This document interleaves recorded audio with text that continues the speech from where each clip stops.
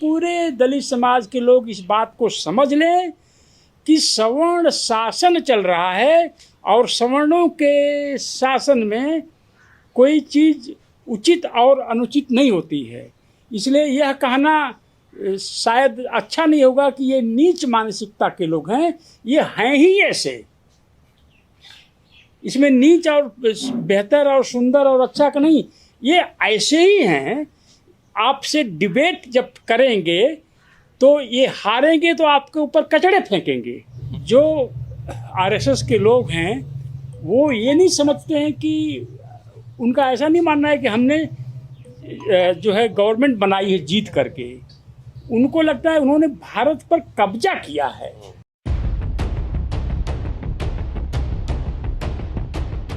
देखिए, इतने दिनों से डॉक्टर साहब हम लोगों ने सरकारें बदलते देखा है।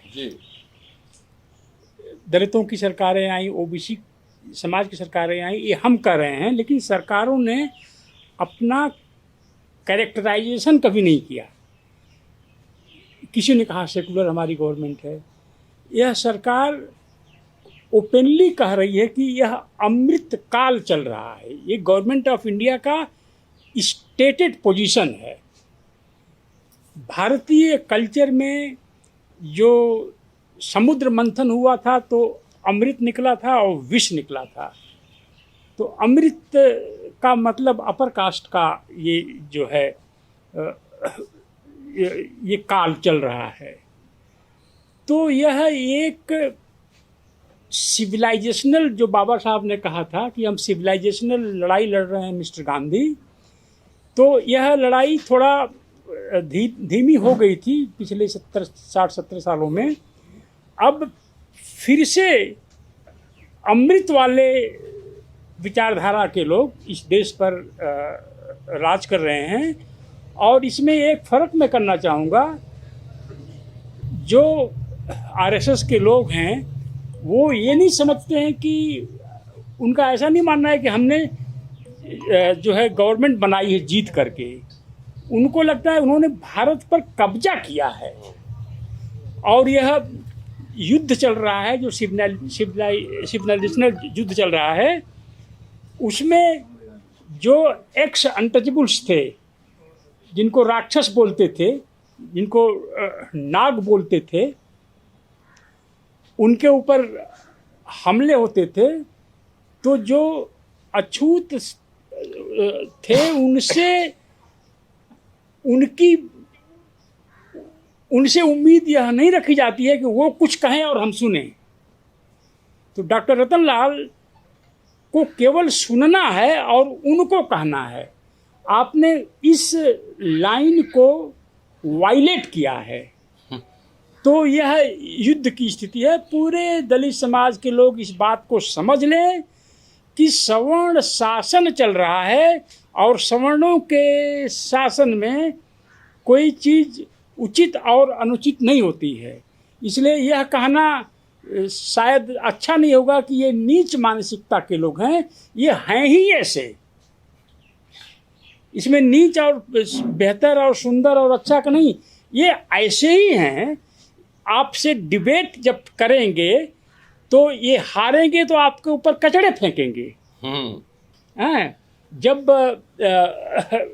गुरु रविदास ने ब्राह्मणों पर विजय प्राप्त की तो हारने वाली पार्टी ने उस पर कचड़ा नहीं फेंका, क्योंकि हिंदुओं में एक ऐसी भी लाइन है जो कुछ हद तक मैनर्स को, आर्गुमेंट्स को, डिबेट को मानती है। 60-70 साल जो शासन था वो भी तो हिंदुओं का ही शासन था ना। कांग्रेस का शासन का मतलब हिंदुओं का ही शासन। अब बीजेपी का शासन का मतलब कि जिन्होंने कभी इंडियन रिपब्लिक को माना ही नहीं, कभी गणतंत्र को माना ही नहीं, संविधान को माना ही नहीं, अब उनको लगता है कि उन्होंने भारत पर कब्जा कर लिया है। तो doctor Ratanlal must keep quiet. क्या कोई दलित लीडर की आवाज़ सुन रहे हैं आप? दलित लीडरशिप की आवाज़ क्यों बंद हो गई है? तो इसलिए मैं, जब हम पहली बार 83 में जेल गए थे तिहाड़ छात्र आंदोलन में, तो हम लोग उसमें बहुत गर्व से कहते थे कि हम लोग गिरफ्तार हुए हैं और 14 दिन बाद 13 दिन बाद छूटे हैं। जो नहीं उस समय गिरफ्तार हो पाए थे वो बहुत शर्माते थे, अरे मैं तो भी बस में बैठ गया था लेकिन जेल में जगह ही नहीं थी, इसलिए मुझे जो है नहीं जेल में रखा गया। तो आपको इससे घबराने की बात नहीं, क्योंकि जब युद्ध क्षेत्र में है तो क्या गोली नहीं लगेगी, क्या लाठी नहीं लगेगी, क्या आपके एरिया में बम नहीं गिरेगा। तो यह पर इसमें जो सबसे बड़ी चिंता की बात है डॉक्टर साहब, दलित समाज के लोग, बहुत सारे लोग आज इस ओपिनियन में हैं कि जो 60-70 साल से कांग्रेस का शासन था वह हमारा एनिमी नंबर 1 नहीं है, वो एनिमी नंबर 1 है, और जो अमृत काल चला रहे हैं ये हमारे एनिमी नंबर 1 नहीं है। यानी आपके समाज का एक हिस्सा भी वैचारिक रूप से इतना करप्ट हो चुका है कि वह आपकी इस लड़ाई को वो यही समझेगा कि ये इनकी पर्सनल लड़ाई है, ये बीपी मंडल के ग्रैंडसन हैं, इसलिए इनका प्रमोशन नहीं हो रहा है।